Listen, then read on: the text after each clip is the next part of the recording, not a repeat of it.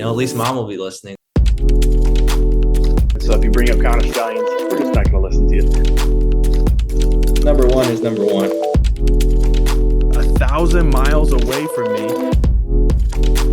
Hello and welcome into another episode of the Faith Sports Leadership Podcast. My name is Ryan. I'm one of your hosts, joined as always by my brother and co-host, Drew Lutz. Drew, how are you doing today down in Sarasota, Florida? Doing great, man. Doing great. Awesome. Always love to hear your input on that. And today I'm not only excited to be joined by Drew, but I am excited to be joined as well by a special guest, someone who not only was a Division I college football, Big Ten football player.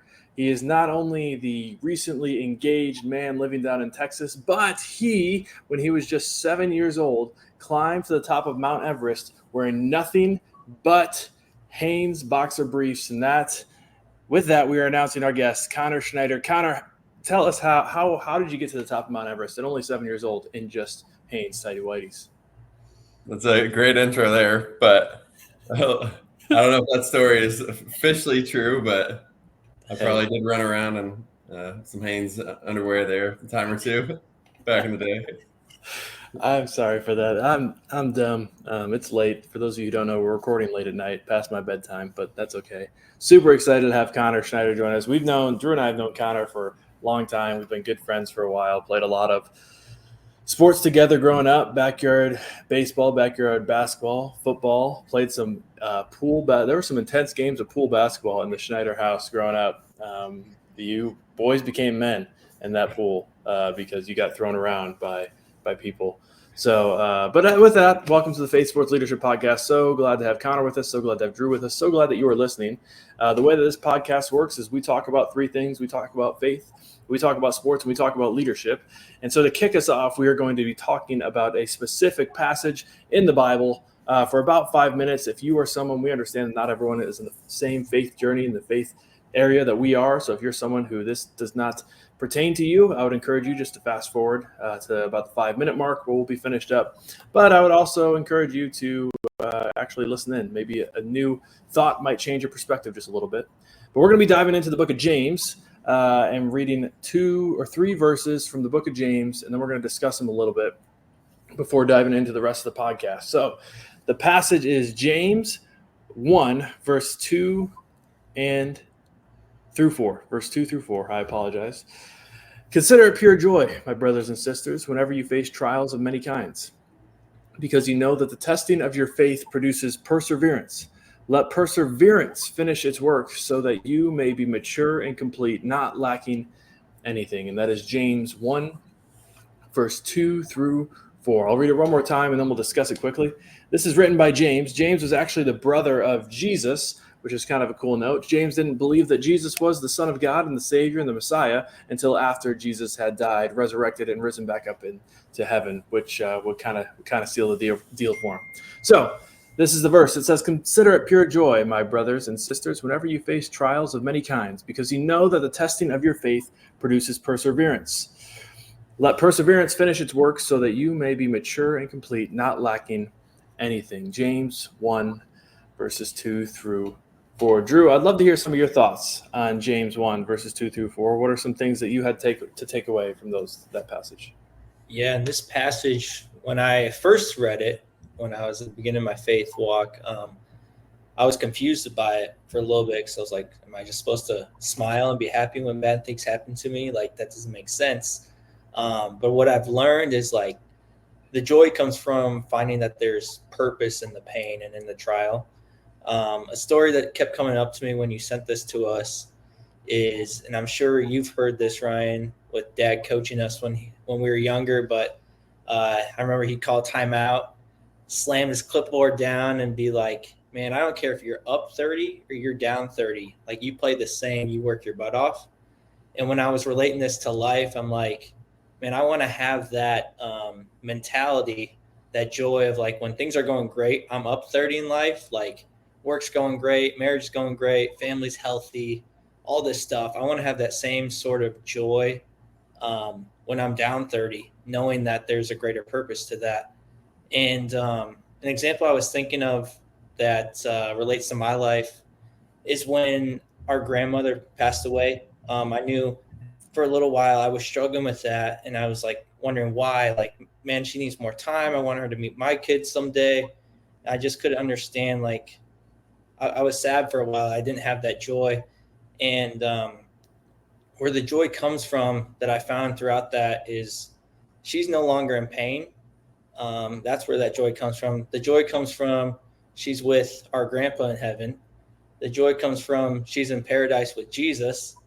And the joy comes from knowing that this world is not our home and we will be reunited with her. So that was an example that came to my mind with this. So really enjoy this verse. And it's tough because, man, it's tough to find joy when things aren't going good, but knowing that it's creating that perseverance for something greater. Yeah, Drew, that's good. Connor, do you have any thoughts you want to add on this verse or on what Drew said? Yeah, first of all, I'd say just been one of my favorite verses that I've leaned on a lot of times during different trials or tribulations. I know we all face levels of trials and different trials, whether big or small, and at the time they may seem bigger or smaller.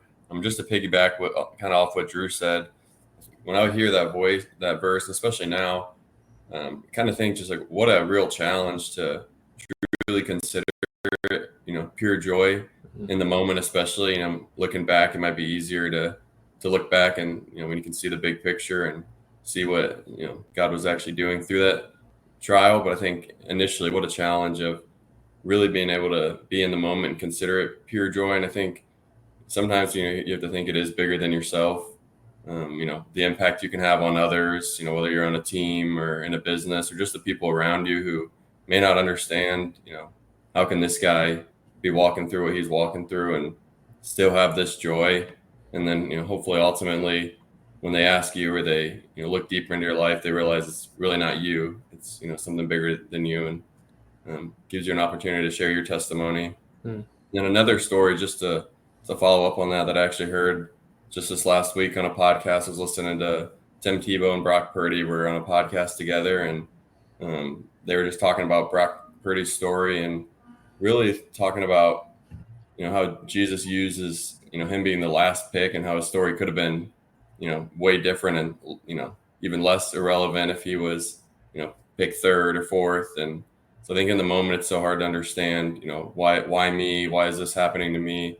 And, unfortunately, we don't get to see the bigger picture at the time. So just truly living in the moment and taking it day by day and, back to kind of the beginning, what a challenge to really take that on with pure joy. Yeah, I think that's really good. Both of you guys. I think both of you actually have really unique perspectives. As I was praying over this podcast episode last week, knowing that Connor was going to get to be our guest, this verse just came, like the Lord put this verse in my mind because both of you, man, you guys have, in life, you guys have faced trials, absolutely. But in this being faith sports leadership, like you guys are both great athletes that have faced some tremendous adversity throughout your career and had to continue to push through, whether it be injuries, whether it be coaching changes, transferring, this type of, like you guys lived out this verse to consider it pure joy as you are battling through what it's like to go from one school to transfer to another, to what it's like to go from shoulder surgery or ankle surgery.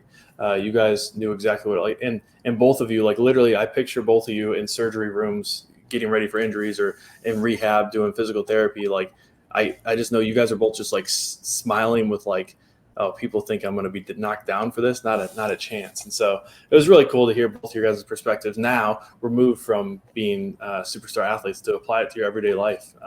That I think both of you do a really good job. I think it's important to recognize as we look at this verse that just because God doesn't necessarily cause something to happen. We live in a broken world with a lot of broken people and all this stuff, and things happen. But just because God doesn't cause something to happen doesn't mean that he can't utilize it to make it so much greater.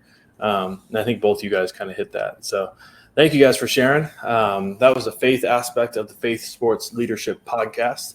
We're going to be diving into the sports aspect now, and I'm really excited to hear both of Drew and Connor's thoughts on sports today, because they're going to be talking just about football. We'll be talking about college football. Week 2 just wrapped up, and we're heading into week 3, and then we're going to be talking a little bit of NFL, just a little bit, because we don't want to get too excited with our NFL takes. But before we even dive in, I do want to recognize, Connor, your Indiana Hoosiers look like they might be the Big Ten representative in the college football playoff this year. Give me your thoughts. Talk me out of jumping on the Hoosier bandwagon.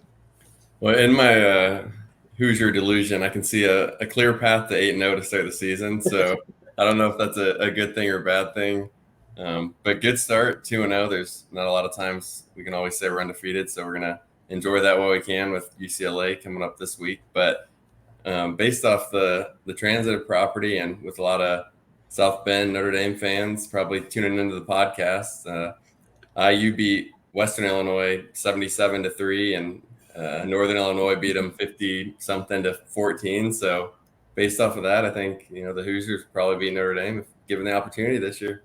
There you go. Transitive property coming out in the Faith. We should be the Faith Sports Math Leadership Podcast with Connor Schneider, because we got the transitive property coming out. Indiana Hoosiers. Should be noted that Connor Schneider actually played football at both Northern Illinois and in the Big Ten for the Indiana Hoosiers under Coach Tom Allen. And so when he talks about sports, he means it. And so we're going to be talking a little college football. To dive into week 3, looking back in the first 2/3 weeks of college football, because there was week 0. For you, Drew, who is one team that you have been impressed with through 2 weeks that you're going to be watching the rest of the season? Who is your team to watch? Well, I didn't know we were going to talk about them already, but I had the Indiana Hoosiers, mainly because I knew Connor was coming on. But what an impressive win for them this past week. I mean, it was Western Illinois, but still 70 points. That's impressive. So I had the Indiana Hoosiers. Indiana Hoosiers. They got themselves a quarterback. They can throw the ball. They have a coach who has some experience winning. So Indiana Hoosiers, that's Drew's take. Connor, what about you? Who's your team to watch? If it's also the Indiana Hoosiers, that's fine. But if you have someone else, that's cool too. On top of IU, that one's a given there. I'm pretty high on Ole Miss this year, so I think Jackson Dart is, coming back another year. So I think with him and some weapons, I think they got a pretty good shot. Lane Kiffin's always got a strong offense, so they haven't had a real test yet, but kind of keeping my eye on them to be a dark horse in the SEC. See if someone can take down Georgia. I'm with you on that, Connor. Preseason-wise, I actually had Ole Miss in my Final Four. Because I agree with you, man. Lane Kiffin always has the offense rolling. Mm-hmm. I think this is kind of his year to take that next step. And I also think he did a great job of bringing in some experience and some talent on the defensive end through the portal, utilizing that to do that. So I'm with you, man. I thought Ole Miss as well. For me, my big takeaway team is Miami. The U, Cam Ward is looking like a Heisman frontrunner. You guys know my thoughts on USC's Miller Moss. He's my favorite right now, but really close second is Cam Ward with the Miami Hurricanes. I think they look great. I don't know if they've really been tested yet, but looking at the ACC schedule, I don't know if they'll be tested a ton until they get to the playoffs. So those are some good takes, boys. We got the Hoosiers, we got the Miami Hurricanes, and then obviously Connor, we got your take in the Ole Miss running Rebels as well, and Jackson Dart and Lane Kiffin. So those are our teams to watch. Who is a player to watch through the first 2 weeks? Connor, we'll start this one with you. Who is a player that you've been impressed with through the first 2 weeks that you're going to enjoy watching the rest of the season? I think right now, I stayed up late last week watching the Oregon-Boise State game, and Boise State's running back, Ashton Jeanty, if that's how you pronounce it. Every time he touches the ball, you think he might score, and I think he's leading the country in rushing yards right now, 400-plus rushing yards in 2 games. I think 9 touchdowns, which is crazy. So I think he could make a run. I don't know if his team will be good enough to make a Heisman run, but keep my eye on him. Yeah, that's a good take. I think one thing, and I think Drew, you might have pointed this out to me, to note about Boise State is they might be in the playoff push just because of that Group of 5 bid, automatic bid. They might be the highest Group of 5 conference winner, and so if he's in the playoff and he keeps running the way he's running, man, he might be a Heisman front runner. Drew, what about you? Who's your player to watch? I had my original Heisman winner, Quinn Ewers, going into the big house. It was tough to watch, but he was making big plays, and with that crowd, I mean, he was tearing us apart. So it was impressive to watch. I'm not going to say too much about him, but speaking of players who transferred away from Ohio State, my player to watch is Kyle McCord, quarterback at Syracuse. He is looking like he's a man on a mission, a man to prove himself. People forget that just because he lost to Michigan, which, I mean, most people do. Just because he lost to Michigan, he won a lot of games while he was quarterback at Ohio State. And so he's doing the same thing, picking up right where he left off at Syracuse. And so Kyle McCord is my player to watch right now. All right, with that, we are going to head into we're picking 5 games for this week. Just a heads up for you all that have been listening the past couple weeks. Drew and I have picked the past 2 weeks. I'm currently sitting at 7-3, and Drew is currently sitting at 4-6. Both of us had a lackluster week last week, but that's okay. That is okay.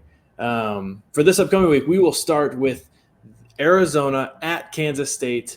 Arizona is getting 7 points. Who do you think wins, Connor, Kansas State or Arizona?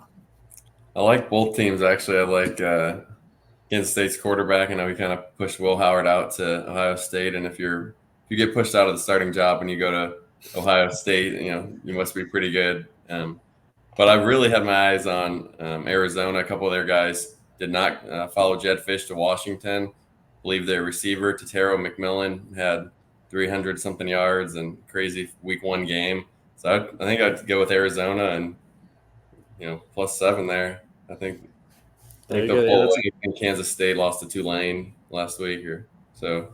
Yeah, they were in a battle with Tulane, that's for sure. But yeah, Arizona, they got a lot returning. I was leaning toward Arizona as well because they got the quarterback receiver combo, even though they lost Jed Fish.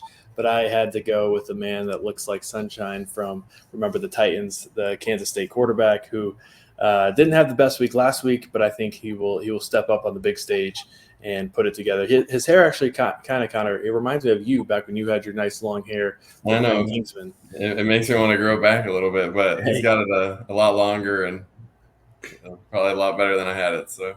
Hey, man, I'm not saying that you should do this, but when you're walking on or when you're standing there at the end of the aisle waiting for your bride to walk down and you're sitting there with some beautiful, luscious hair, she might fall in love with you all over again. I don't know. I might need a few tricks up my sleeve. Pull out on my wedding day. There you go. So Connor's going with Arizona. I'm going with Kansas State. Drew, who you got? Kansas State as well, and it was purely just based off of their quarterback has Connor's old hair. So that might be why I'm 4-6 right now, but that's what we're going with. The emotional pick.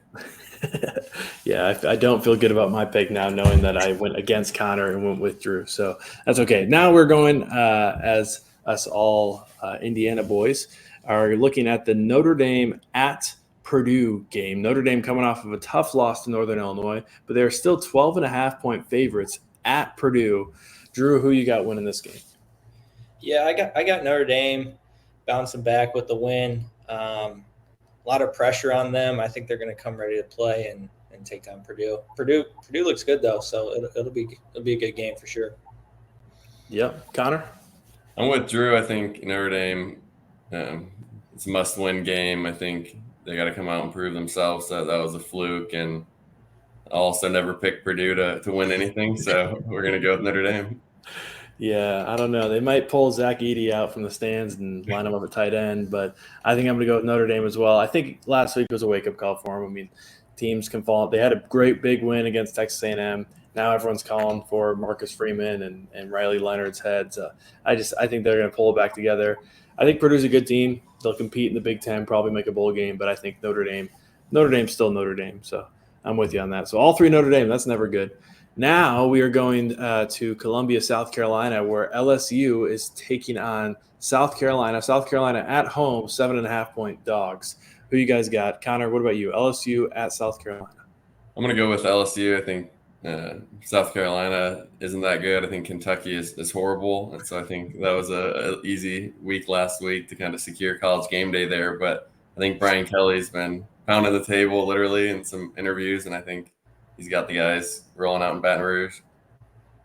Yeah, I'm with you on that one. I think LSU as well. Garrett Nussmeier, he's a great quarterback, I think. He had to go up against Miller Moss in week 1. Everyone's going to look subpar against Miller Moss. But I think, man, South Carolina, I thought, them winning that convincingly against Kentucky, for a second, I was leaning toward South Carolina. But I think LSU gets the job done. Brian Kelly is trying to lead this LSU team back to prominence. Drew, what about you?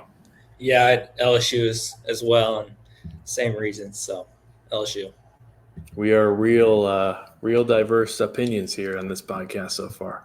All right, now we go to the great state of California, where the Indiana Hoosiers and their new stud quarterback, who transferred from the Ohio Bobcats, will be taking on the UCLA Bruins. And IU, heading into this game at UCLA, is 2.5-point favorites.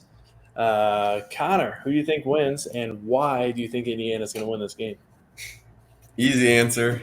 IU, I think, is going to go out to Pasadena and get a big victory. I think IU's loaded with some weapons, especially offensively. A few good linebackers, probably the best defensive line we've had in the last few years. And I also think UCLA is a little down this year, not the UCLA, of the past or certain years. So I think this is going to be a statement win and kind of turn the culture on at Indiana and set us up for a big year. There you go. Drew, what are your thoughts? Yeah, I was going back and forth with this one, and then I hit up one of my friends. His name's Randy, who used to play for IU, and he gave me all the reasons why I should pick IU. So I'm going with Indiana. I think this is going to be a good win for them, Big Ten win, and get rolling. Yeah, I want to go against you guys, but I can't. I until Indiana proves me wrong, I'm buying into the Hoosier hype, the Hoosier hysteria train. I think that they've got some transfers that are not only at the quarterback position but also at the running back. They got some guys that came in. I agree with you, Connor. Their defensive line looks great. It's honestly a lot of things that Tom Allen built defensively, especially, and then taken to even a step further with their new coach. Offensively, I think it's kind of the best of both worlds right now, and so I think this is a good time. I also think UCLA being welcomed into the Big Ten, IU is going to take that seriously and welcome them with some pride. So. Man, that's quite a few picks where we have all picked the same team. I think that's all the picks except for the first game. So we're now going to Colorado at Colorado State. Colorado is 7.5-point favorites. Shedeur Sanders, Deion Sanders coming off of a really tough loss, tough look against Nebraska. Drew, we'll start with you. Who you got in this game? Yeah, I'm going with Colorado still. That was a tough loss, and that they did not look good, and they didn't even look good first week. But I'm still going with them. I think they're going to get the win. Connor? This was definitely one of my favorite games to watch last year. I think kind of the game that put Colorado on the map, and it was a tough game, kind of back and forth down to the wire. Colorado State returns a few big players. I think Torrey Holtland, I believe, might be the wide receiver's name, number 14. Really impressed with him last year. Him and the quarterback both stayed despite some NIL rumors to transfer elsewhere. They got beat up pretty good by Texas the first week, which made me nervous. But after seeing what Texas did to Michigan, I think I got to go with Colorado State and think they get their revenge this year. There you go. Yeah, I was the same way. I thought before putting this game on the board, I was thinking to myself, Colorado State got waxed by Texas. But then watching Texas play, I mean, Texas is looking – to that Georgia-type tier where they just make good teams look like really bad teams. And so I think Colorado State has a real shot. I do think, Colorado, I think, has the two most talented players on the football field in Shedeur Sanders and Travis Hunter. I think Colorado State's going to come out with a little bit of a chip on their shoulder, but I think Colorado will too after getting smacked in the mouth a little bit by Nebraska. So I'm going to go with Colorado. Whenever I got a toss-up, I'm just going to go with the quarterback that I trust the most. And as good as Colorado State's quarterback and receiver combo is, I think Shedeur Sanders and Travis Hunter is a little bit of a better combo that way. So sitting there, we had all but 2 of the games that we picked out of the 5. 3 of them we picked all the same, and 2 of them we picked a little differently. So we'll see who comes out on top that way. Now, heading from college football into the NFL, we are going to talk about week 1 happening and who are some teams that we were impressed with and a team that we are going to be watching as we head forward. Drew, we'll start with you. Who is your team to watch after week 1 as we head into the rest of the season? Yeah, I would say I was impressed by their comeback win and with the rookie quarterback, Chicago Bears. I think just with a new quarterback and what they're trying to build, I think they could have some fun games and could be interesting to watch. I don't think they'll make the playoffs, but I think they'll do better than what's expected. Yeah, it's an interesting take. I was not impressed with them, if I'm being completely honest with you. I didn't think Caleb Williams looked as good as people were kind of hyping it. I mean, he's probably the first number 1 overall pick whose team was over-under was projected to have a winning record. I think their over-under at head of the season was at about 8.5, meaning that they're either going to go 9-8 or they're going 8-9. And so I'm glad they did have a gritty win. They got Eberflus is starting to impress me more and more as a Detroit Lions fan. I don't want them to have a franchise quarterback. He didn't look like a franchise quarterback in week 1, but it's his first week in the NFL. So, Connor, what about you? Who's your team to watch? I was pretty surprisingly impressed with Baker Mayfield and the Buccaneers. I thought he's just gotten better the last couple of years, and he looked legit this year. Like, he looked well or pretty good last year. So he looked really good though week 1. So I mean, let's keep my eye on him. But that's week 1 who I'm impressed with. Yeah, I agree. I thought he looked good. I mean, Mike Evans and Chris Godwin, man, that combo at receiver is a good one. And so they definitely looked good. And we'll talk about that later. I talked very downly upon their division and was proven probably wrong. The team that I was impressed with was probably the Minnesota Vikings. They were playing the New York Giants, which isn't a great team. But I thought that the fact that they came in, all the hype going into like after preseason and all this stuff was like, oh, J.J. McCarthy is the guy, and that he's hurt out for the season. Could have been very easy for Sam Darnold to pack it up and leave, but he looked good. I think Kevin O'Connell's offense is one that he can strive in. And so two teams in the Lions division Drew and I picked, but I was impressed with Minnesota. Be interested to see how they do against a little tougher competition and Darnold if he gets a little more pressure on him. So, all right, what about a player? Who's a player that you were impressed with in this week 1 that you are excited to watch the rest of the year? Drew, we'll start with you again. Yeah, staying up for the late game. Jamison Williams for the Lions. It was just fun to see him. He had a couple rough years, so seeing him on the field, and that dude is fast. And St. Brown wasn't having a great game, so for him to step up, I think he's going to be huge for the Lions. Yeah, that's a good one. Connor, what about you, man? I got a couple. I think on the first game there, Xavier Worthy with the Chiefs. I think Mahomes has another real weapon. I think he's going to have a good year, but a good career. He's obviously super fast, and Mahomes found him a few times. Started off with a little jet sweep for a score. And then I was impressed with Saquon. I think he's had a couple rocky years and with all the trades, but I think he looked really good. First, his Eagles debut there. Yeah, he did look good. And man, the Giants got to be kicking themselves for not taking care of that, because he's been the dude for a while, and he's proven that he still is after that week 1. The other guy I'll point out too is your guys' boy, Aiden Hutchinson. I know he's a given almost every week, but I love watching him. Dude, that's exactly how Connor played football. That's exactly what I was thinking too. Connor was I tried to play football. I know we're the United Aqua Group. I'm not the Detroit Lions, but for those of you listening that did not have the chance to watch Connor Schneider play football, watch Aiden Hutchinson, and that's what Connor was. He was a man amongst boys that was just would work harder than anyone else in the football field. So, I enjoy watching Hutch play as well. He had a sack to end the fourth quarter that sent it into overtime. Was that what it was? Maybe or sometime. I think it was then that it was nice to see him. A quick side note on the Lions: have you tuned into Dan Campbell's Applebee's commercials? I think he's got a future, man. I agree. I mean, he's a great coach. He'll be the best coach in the history of football, probably beat out Belichick. And then once he's done with that, he'll immediately head to Hollywood. I mean, he is – could you imagine him and The Rock being in a movie together? Just the muscle and the grit that it's in, and just that. I mean, he did great. Cover up your mouth so they can't see what you're saying, man. It was well done. For me, the player to watch, I like that Hutchinson one. I'm a Lions fan, so I loved watching David Montgomery run the ball down their throat in overtime. Our offensive line is just so fun to watch. But for me, watching Josh Allen do what Josh Allen does in a game where he might not have been the best throughout the entirety of the game, but when he brought the team back against Arizona, I'm high on Kyler Murray. I think Arizona is going to surprise some people this year. But Josh Allen, I mean, he willed his team to win in a way that only certain players can do. Really impressed with him. Excited to watch him for the rest of the year. Hopefully he stays healthy, and I think he could have an MVP type season. Any other thoughts on that before we head into our mulligans for week 1? Awesome. Mulligans.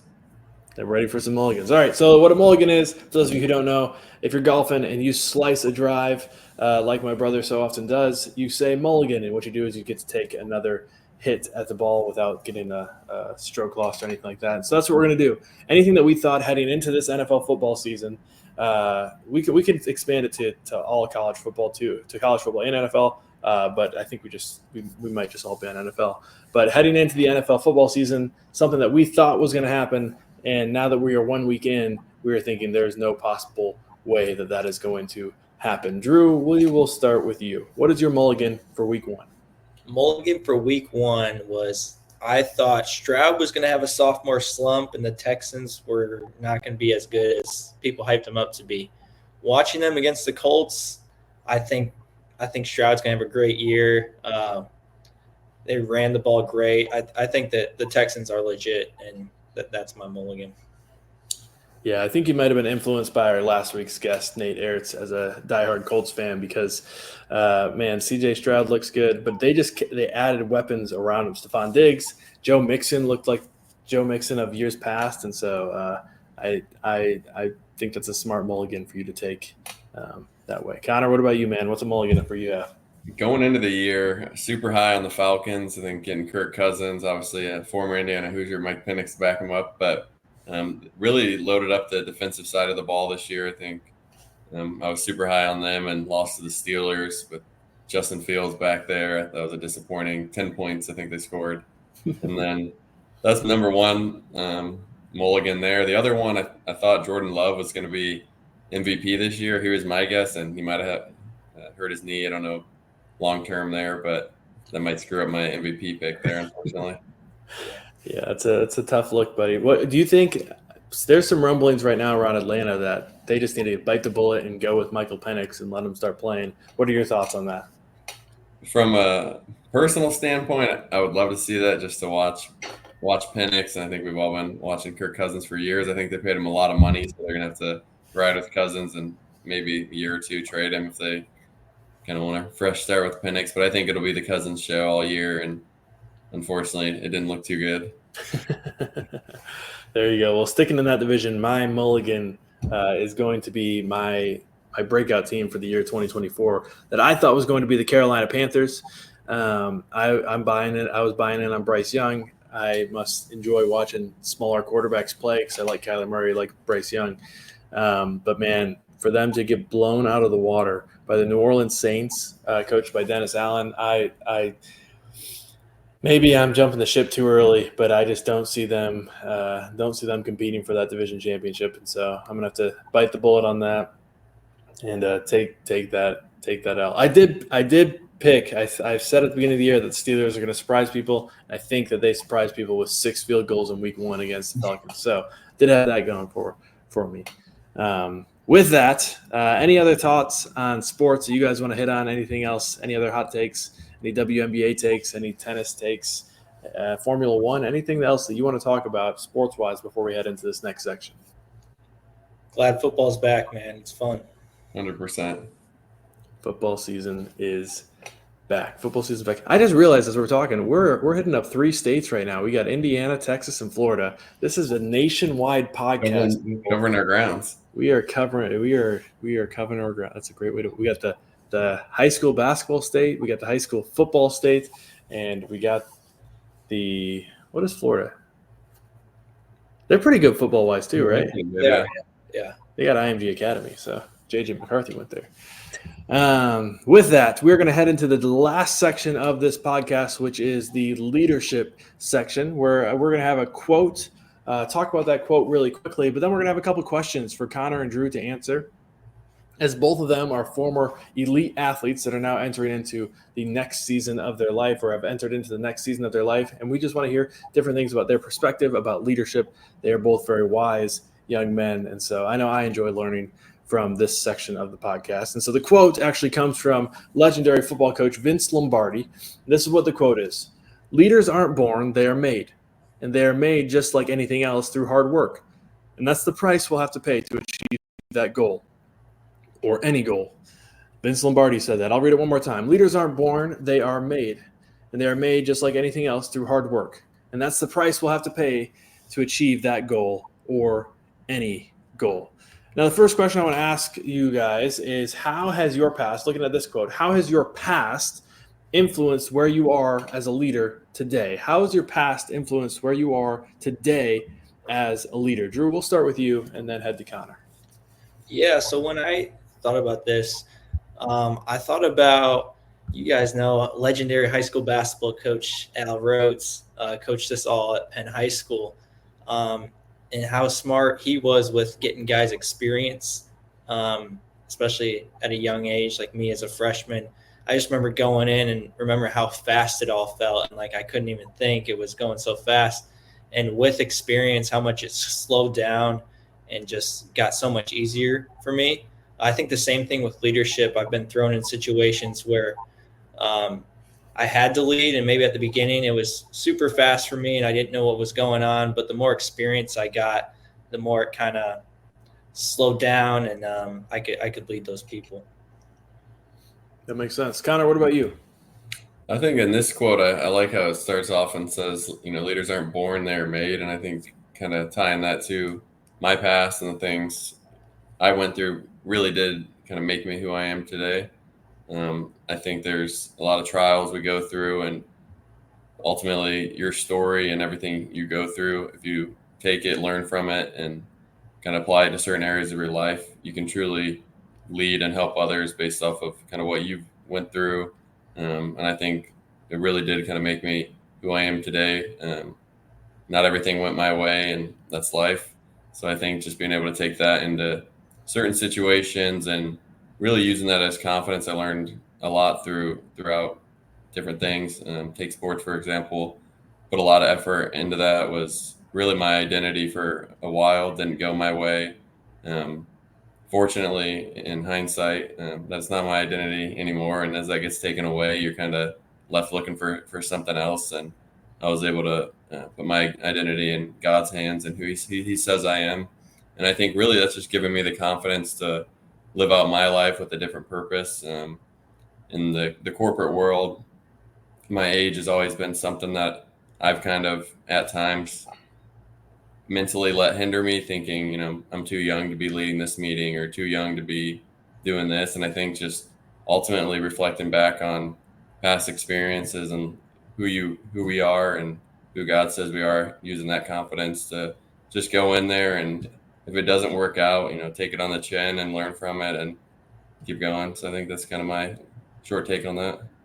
Yeah, that's great. You guys, like I said, folks, they're wise beyond their years. So these are some good answers. Kind of piggybacking off of what you were kind of ending with. What is something that you're kind of learning right now about leadership as you're living in the corporate world, as you're going about your day-to-day business? What's something that you're learning right now about leadership?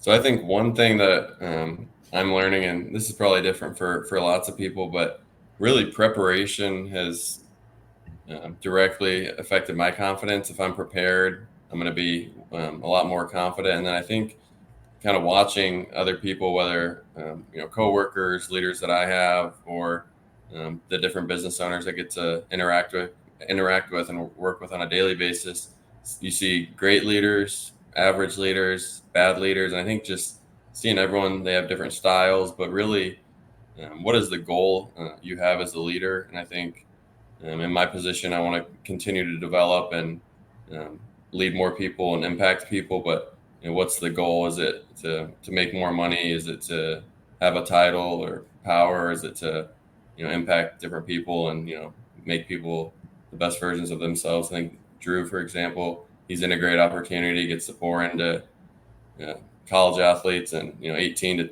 to 22, or nowadays maybe 24-year-olds, and a time where they might need it most, and you can pour into them and directly affect their lives. And then obviously Ryan, yourself, getting to pour into a whole community of people, whether on different levels of faith, beginners who might be in the back row of the church first time ever, to people that have been in the front row for years. So I think it's kind of cool to see everyone's different opinions or different opportunities and platforms, and whether big or small, if people are listening. I think everyone has a platform. You could be the janitor at your school, you could be whatever your title is. I think you have an opportunity to directly impact the people you cross paths with on a daily basis. And Connor, she start giving some TED Talks, man. For I don't know those of about you who know, Connor said this is his podcasting debut. So if you are a podcaster out there, you need to get this guy on your podcast now. You heard what he has to say. Man, that was good. You mentioned something at the very beginning about preparation, and this isn't something that I put down on our question, so I apologize if I throw you off a little bit. How important do you think it is to so for me, as I'm preparing for a message, because for those of you who don't know, I'm a pastor, so I get the opportunity to preach on a weekly basis for the most part. As I'm preparing for a message, I'm trying to find the balance between, one, preparing myself as like knowledge of the area, and then two, preparing my message as to like, the outline of it, what I'm going to hit, the stories, whatnot. So as you within the business world and as a leader, what is the difference? What is the balance between preparing yourself for any circumstance that might be thrown your way, or preparing yourself or preparing for the specific like meeting, specific lunch, specific project? What is the balance there in your opinion? I think definitely, whether it's the knowledge of what you're going to be talking about, you got to be prepared on that. I think that's something that most people do anyway, whether they're, going to speak in front of people or they're presenting something, being prepared on what you're going to talk about. But I think even more than that, it's the mindset that you have, almost having a clear mind. There's, a ton of stuff that, whether it's work or you going up and, preaching a message to different people. I think whether it's stuff that's going on at home, stuff that, you might have just got a text, 5 minutes before. And I think that's what some of the greatest athletes have done, just to be able to kind of block out that noise and go up and really do their job. And I know that's hard and probably sounds inconsiderate, but I think it also kind of goes back to the heart posture. And, something that's I try to do every day is start my day with a quiet time and just get my heart and mind in the right spot before, I talk to other people. And I know for you, leading other people and speaking a message is a lot more important than even what I do. Well, I wouldn't say that. I had the opportunity to work in the corporate world for a season as well, and I tell people this all the time. I had probably more opportunities to pastor people as I was sitting in my cubicle in the corporate world than I have as a pastor, because on a daily basis, man, you both, Drew as a coach, Connor in your role, you both have the opportunity to interact with people on a daily basis and that type of stuff. And they don't have their guard up because you don't have the title pastor or something like that. So, no, I think that's really good. You both have talked a little bit throughout this entire podcast about identity and where you find your identity. And I think that both of you have a unique story and upbringing of just your identity. You both were kind of the workhorses of not only the teams that you're on, but even within your family. Like if I were to talk to your siblings or your parents, they would say, Connor was a little psycho when it came to working out or doing this or doing that. Drew, as your brother, I can say, growing up, you were psychotic with just like you guys were almost obsessed with success, with achievement, with that type of stuff. You both would write stuff on your bedroom walls of things you wanted to achieve and all this stuff, and until they came true, which is incredible. It's great. But I think you both could admit that at times it could feel like your identity was wrapped up in whether it be that sport, that achievement, making that team, getting that award, getting that scholarship. But where you guys both are now, because you battled through adversity, and you're both, Drew, you're married, Connor, you're engaged. You guys are both in the world beyond playing sports. You're both now in the professional world.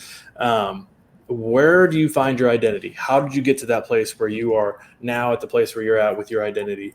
Connor, we've been asking you a lot of questions, so I'll give you a quick break. I'll have you answer after Drew. Drew, what about you? Where do you find your identity, and how did you get to that place? Yeah, like you mentioned, Connor and I were both kind of psychotic with achievement and all that. I found my identity a lot of times in sports and basketball specifically. People would ask, what do I do and who am I? I would say I'm a basketball player. Looking at it now and like we mentioned earlier about experience, that taught me a lot. And it was also vital for me to have role models like both of you two. I consider you both kind of big brothers to me, and watching how you guys navigated things and went through life was huge for me and finding my identity. But yeah, having to experience it on my own was truly what made me kind of make that change to not having basketball be my identity, but finding that I can only find true peace and true joy through Christ, and that's my identity. Um, Talk about a song I love, Firm Foundation. Um, he's the rock on which we stand, and all the other ground is sinking sand. It's tough to keep a stable kind of mentality when you're so caught up in all these other things, but when you're truly planted on the rock, that's where I find my identity. That's good. Thanks for sharing, Drew. Connor, what about you, man? I think kind of similar to Drew, but going through high school or college, whatever the time period was, I think I knew what the answer should be. If someone asked me, what my identity was, I could say, it's in Jesus, and I could say the right things. But I think until football and everything that I worked for, I think in high school, football was really all I cared about. Football, sports, and I spent a lot of hours and dedicated time to it. I didn't really care about anything else. When that was stripped away in college after some injuries and a career that ultimately didn't go the way I wanted, and even in high school, there were times where the path was derailed, but it was never over. And I think that's where it was always easy to rehab and focus on the next thing. At times it might not have been easy, but the story wasn't over. And I think in college, when that final chapter of football arrived and it was essentially over and my football career was over, I think ultimately I realized my identity is not where I said it was all these years, and it really was in football. So I think having that stripped away, I had to find myself again in that perfect piece that Drew's talking about. There's times, right or wrong, I look different places for that piece, and turned to things that ultimately led me to more places I didn't want to be. But at the end, what I said, I wanted my faith or my identity to be, and I ended up finding, and it is in Jesus and our Lord and Savior. And I think when you do experience that peace, it's really unexplainable. I think every year I grow more towards that, and I think the last couple of years, definitely been experiencing that, and especially this last year, just when you find that peace, it truly is unexplainable, and you never want to go back. So I think if you are concerned with maybe your identity is not in the right place, listen to Ryan on Sundays,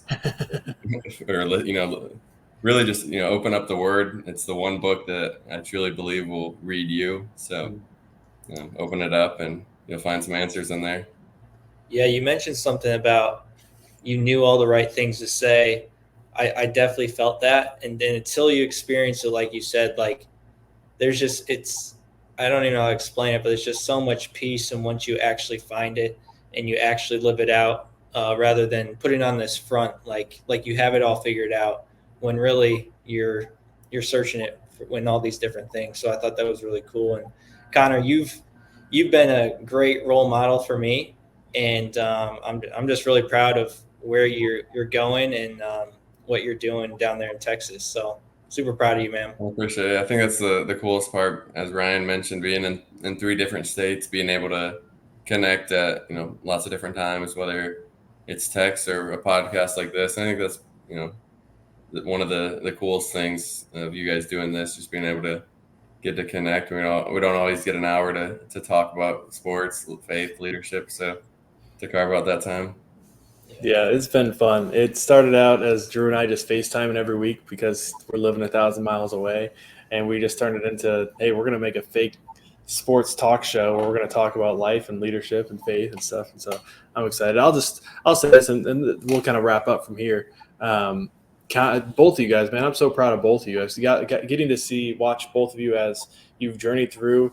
You both kind of had the underdog mentality, kind of overlooked and stuff like that. And so to see you guys achieve some of the things you were striving to achieve was really incredible. You guys are both really easy to cheer for. Connor, I remember when you were kind of overlooked throughout high school, even like you were a great high school player, kind of overlooked, end up at Northern Illinois, kind of overlooked while you're there, but grind your way to the top and then end up transferring to Indiana, a Big Ten school, playing for the great defensive mind, Tom Allen, and kind of work your way up there and a respected leader on the team. And but then to see, like, yeah, man, the injuries kind of take that away from you, something that you strive for so long. You're proving all those doubters wrong. But then to see how you have continued on. Like, it's one of those things where so many people could see your story and be like, man, how do you get up the next day? How do you do this? How do you do that? And I'm sure you had days where you struggled, but just seeing where you are now, seeing where you were, and just hearing some of the stories from you and your parents and your family of just like, man, the man that you have become is so much greater than even if you would have been the all Big Ten left end for the Indiana Hoosiers, man. Like, you just like I'm really, really proud of the man that you are and the way that you persevered through stuff. And Drew, the same goes to you, man, like where you are right now. And I know you're still in the basketball world as a coach. But the reality is like you had dreams and aspirations, and you achieved some of those dreams and aspirations, and kind of just felt like through injuries or different things, like you were just heading in a different direction and stuff. And just seeing how you've been able to pivot from being this basketball obsessed human being to being, man, I'm a follower of Christ. I'm a great husband. I am going to work my tail off at basketball, but I'm not going to do it for myself. I'm going to do it for the glory of God and to serve others. It's just been really cool to see you guys grow. I'm just really proud of both of you. And so it's been fun getting to catch up. Anything else you guys want to add before we finish up? This has been awesome. I appreciate you guys setting this up and letting me come on. I always, joke I'm just a big dumb blonde. So if you let me on, if someone grabbed anything from it, awesome. So always enjoy talking about faith, leadership, and sports. Awesome. Yeah. Well, Connor, it's been great having you. Drew, it's great seeing you again. Both of you enjoy the warm weather. Drew, get yourself a nice spot on the beach. Connor, get yourself some nice barbecue, and both of you guys enjoy. With that, thank you so much for joining us. This is the Faith Sports Leadership Podcast. My name is Ryan, joined with Drew and Connor. So glad you guys joined us. Have a great rest of your week.